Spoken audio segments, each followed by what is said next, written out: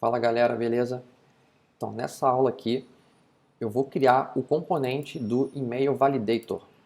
Até agora a gente simplesmente está usando uma versão mocada no Login Router e a gente precisa em algum momento criar de fato esse componente. Mas antes de criar esse componente, eu dei uma olhada no nosso código aqui e eu encontrei algumas coisas que eu quero refatorar aqui. Primeiro, eu acho que está começando a ficar um pouco poluída a pasta do Helpers, misturando aqui o response com os erros. Então o que eu vou propor aqui é a gente criar uma pasta errors e vamos colocar dentro dela só os nossos erros. Então eu vou recortar eles daqui e colar aqui. E eu já vou aqui rodar o nosso npm run test unit, só para ele guiar a gente aqui. O Visual Code também já ajuda um pouco a gente quando a gente altera algum diretório, algum arquivo muda o diretório dele. Pode ver que ele já abriu para mim aqui o login router e o HTTP response. Então, porque ele já alterou para mim automaticamente aqui o path deles. Então eu vou só salvar esse arquivo. Deve dar um problema de teste aqui. Que eu tenho que salvar também o meu HTTP response. Salvei. O teste continua falhando.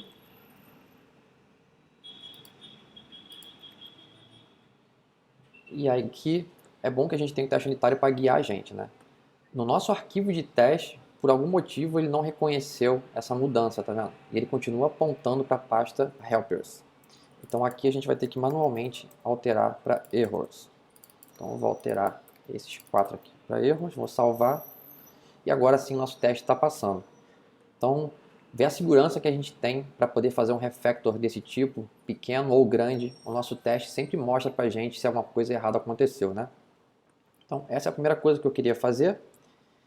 E além disso, tem uma outra coisa que é legal que dá para a gente fazer aqui, que é a seguinte.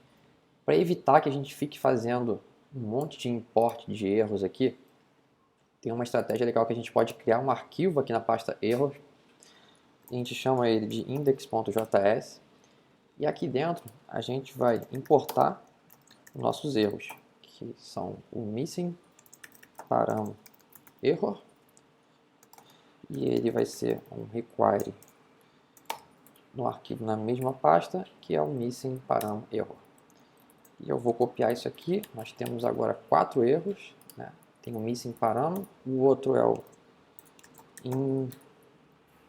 invalid param error. E os outros dois tem o que é o server error. E o último que é o unauthorized error. Então, unauthorized error. Então, vou apagar isso aqui tudo, /unauthorized error.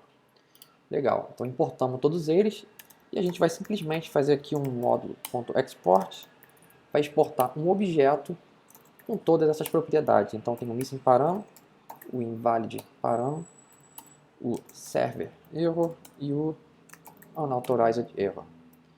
Vou salvar aqui. Legal. Não afetou nada que a gente fez, porque a gente não está usando essa classe ainda. E aí, o que a gente vai fazer? A gente vai começar a abrir nossos arquivos aqui. O HTTP response, ele usa 2 erros. Então, a gente pode extrair aqui ó, o unauthorized error e o server error, que são os que a gente está usando nesse arquivo, diretamente da pasta errors. E aí, como a gente está utilizando o arquivo index.js, a gente não precisa colocar. Então, vou salvar aqui e o teste continua passando. Então, eu vou aplicar essa mesma lógica dentro do login router. Aqui nós temos 2 erros, que é o missing param error, e o segundo é o invalid param error. E a mesma coisa, a gente vai buscar diretamente da pasta errors. Vamos salvar, o teste continua passando. E no arquivo de teste são 4 que a gente está utilizando. Então, vamos copiar eles aqui. O invalid param, tem o server error e tem o unauthorized error. Legal? E vamos buscar todos eles novamente da pasta errors. E aqui a gente pode usar somente um import para pegar todos ao mesmo tempo. E continua passando. Você não é obrigado a fazer isso, mas eu estou mostrando mais uma técnica para você utilizar. Eu acho legal, vou utilizar aqui nesse projeto. E vamos fazer o commit. que a gente fez aqui? A gente move errors to a custom folder. Basicamente isso que a gente fez, a gente moveu eles para uma pasta separada e refatorou o projeto. Vamos esperar o commit, já foi, legal. Então beleza, esse refactor que eu queria fazer antes de construir a classe do email validator. Então a próxima etapa, a gente vai construir o nosso email validator. Onde que essa classe vai ficar? Eu não quero colocar essa classe do email validator dentro do presentation, porque talvez essa classe pode ser utilizada por outras layers do nosso projeto. A princípio eu considero essa classe uma classe bem genérica. Então eu vou criar aqui um folder de utils. Então a princípio é algo genérico. Se eu mudar de ideia no futuro a gente pode refatorar. Então a princípio vai ser dentro de utils, a gente vai criar aqui email-validator.spec.js. Então vamos começar pelo teste, como sempre. E vamos criar aqui nosso blocozinho já de teste. O nosso describe dessa vez aqui é sobre o email validator. E o que a gente quer testar aqui? Nesse teste do email validator, a nossa classe, que é um wrapper simplesmente, a gente vai decidir dentro dela como que a gente vai validar o e-mail. Se a gente vai usar um RGASP ou usar um componente de terceiros. Então, eu já estou decidido aqui que eu vou utilizar o componente validator, que é um framework de validação. Ele valida um monte de coisa, inclusive e-mail. Então, eu já uso ele nos meus projetos, eu confio nessa biblioteca, acho ela muito boa. Então, vou implementar aqui no nosso projeto com essa biblioteca. Então, eu tenho que garantir no meu teste aqui que essa nossa classe do email validator está fazendo a integração com essa biblioteca de forma correta. Então, o que eu espero aqui? Vamos botar aqui should return true if validator returns true. Então, basicamente, se o código do validator retornar verdade, a gente retorna como verdade aqui também. Então, qual que é a configuração? A gente vai ter aqui o nosso SUT, que vai ser um new email validator. Então, dessa vez, o nosso SUT é o email validator, é a classe que a gente está testando. A gente quer invocar um método que a gente vai chamar de isValid. Esse isValid recebe um e-mail, que aqui a gente pode passar diretamente ao e-mail que a gente quer testar. Como a gente está querendo testar um caso de sucesso, a gente vai botar aqui validemail@mail.com. Esse isValid aqui vai retornar um booleano para a gente. Então vamos pegar aqui isEmailValid, por exemplo. Então ele vai retornar um booleano. E o que a gente espera? Expect isEmailValid to be true. Eu espero que ele retorne true nesse caso. E aí vamos criar aqui a nossa classe do email validator, que não existe ainda. Classe de produção, então estou criando fora do escopo de teste. E ele tem um método que é o isValid. Então, isValid que recebe um e-mail. E aqui o teste mais simples para fazer isso aqui passar é dar um return true. Com isso aqui, eu tenho certeza que vai funcionar o meu teste. Vamos salvar aqui para ter certeza. E show de bola, o teste está passando. Então vamos comitar isso aqui, porque está funcionando, a gente comita. E aqui a gente fez um ensure email validator returns true if validator returns true. A gente nem usou o validator aqui ainda, mas tudo bem. Vamos lá. Agora a gente vai criar o outro teste, que é o com false, para a gente quebrar essa premissa que a gente fez aqui, de que sempre vai retornar true. Então, vamos inverter a lógica agora aqui. Se retornar false, tem que retornar false aqui também. Nesse caso aqui, a gente vai dizer que é um e-mail inválido, então é um invalid e-mail, e a gente espera que retorne false.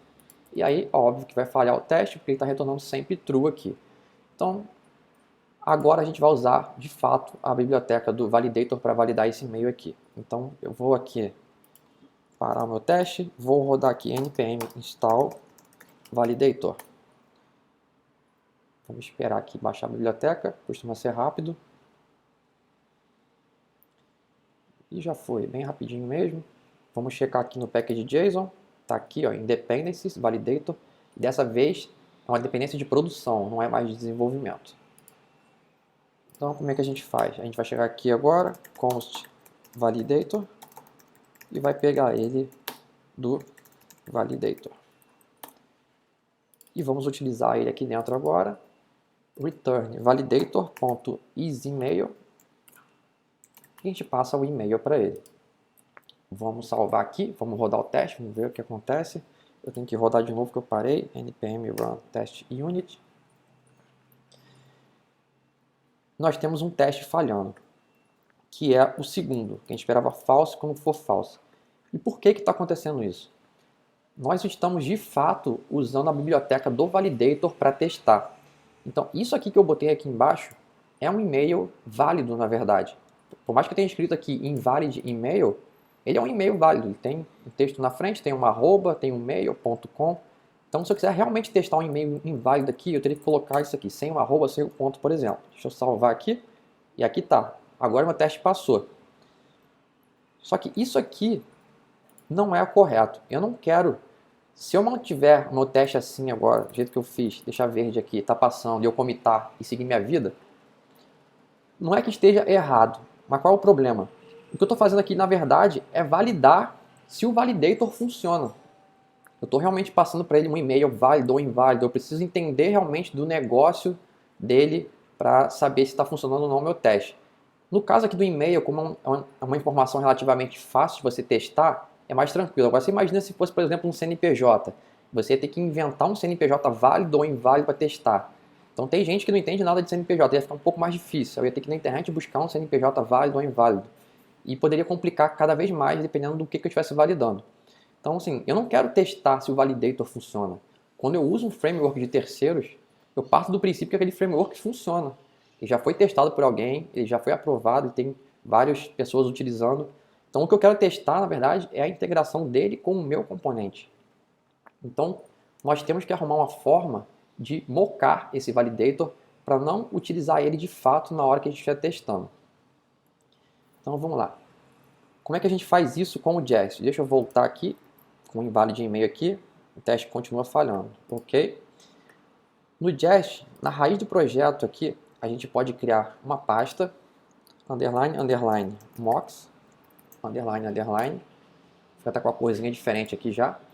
E aqui dentro eu vou criar um arquivo que é o validator.js. Quando eu crio um arquivo dentro dessa pasta do mocks, ele tem o mesmo nome da biblioteca que a gente está usando, que é o validator. O Jest já entende que aqui dentro ele vai ser substituído pela versão mocada. Então sempre que eu fizer um require do validator num arquivo de teste meu, nesse caso aqui o spec.js, ele vai substituir por esse arquivo mocado.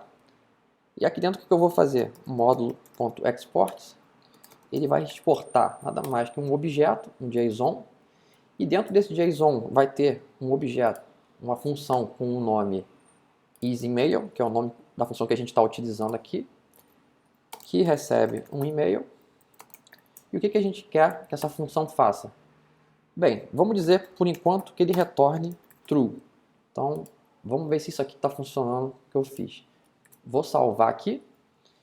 O que acontece? Vamos botar, na verdade, um outro valor aqui. Vamos botar aqui Rodrigo, por exemplo. Retornou Rodrigo. Ó, o que aconteceu? Meus dois testes falharam. O primeiro esperava true, recebeu Rodrigo. O segundo esperava false e recebeu Rodrigo. Então isso aqui já está funcionando. Só de eu criar um arquivo com o mesmo nome da biblioteca na pasta mocks, o Jest já troca para mim, na hora que eu faço esse require do validator aqui, automaticamente pela versão mocada. Isso aqui é fantástico. E agora a gente tem que arrumar uma forma de retornar aqui o valor que a gente quer. E assim como a gente fez nos outros testes unitários lá do login router, aqui não é o melhor lugar para a gente decidir qual valor que a gente vai retornar. Aqui a gente vai retornar, por exemplo, um this.isEmailValid, que é uma propriedade que a gente vai setar essa propriedade lá no nosso teste. Então, o que a gente pode fazer aqui, como a gente fez da outra vez, a gente vai definir essa propriedade como true a princípio. Então, o default vai ser retornar true.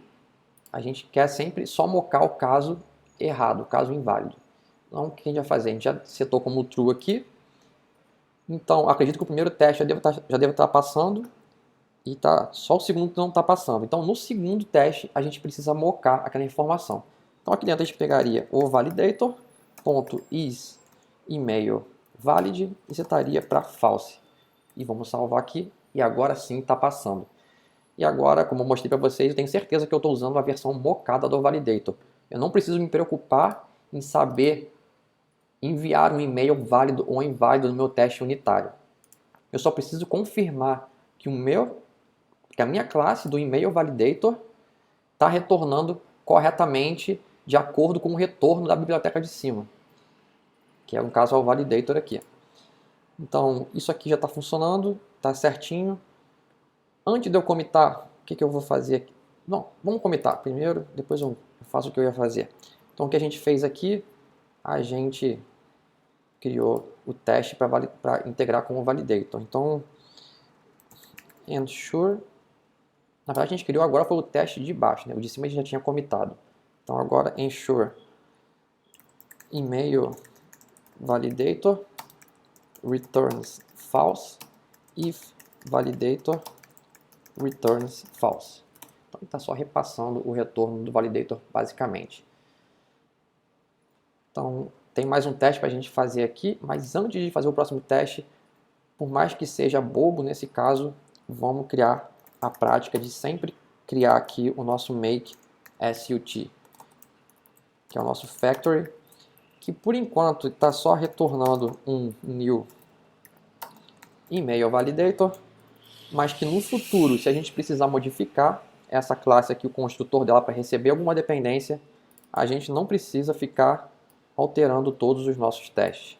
Então já está feita a refatoração, o teste continua passando, legal. Então vamos comitar isso aqui, move SUT creation to a factory helper method. Legal. E agora sim vamos fazer o nosso terceiro teste dessa classe, que seria garantir que o validator vai receber o parâmetro correto. Então a gente tem que garantir que o e-mail passado para o nosso isValid do e-mail validator seja o mesmo e-mail que a gente vai utilizar aqui dentro no validator. Então vamos duplicar esse teste aqui. Should call, no caso aqui é o validator with correct email. Seria basicamente isso. Então nesse caso aqui eu não estou preocupado em mocar esse retorno.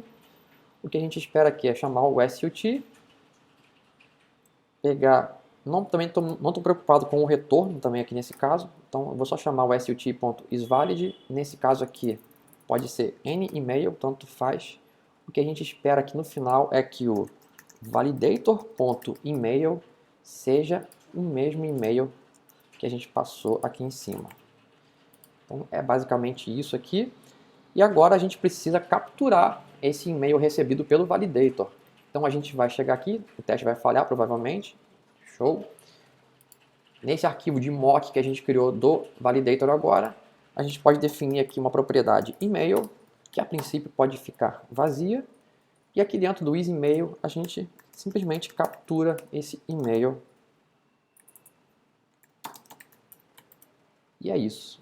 Agora o teste está passando, a gente só está garantindo que o e-mail recebido aqui vai ser o mesmo e-mail que a gente passou. Então, por exemplo, se eu chegasse aqui no meu e-mail validator, cometesse algum erro aqui e enviasse aqui o e-mail errado aqui, por exemplo, nosso teste mostraria para a gente.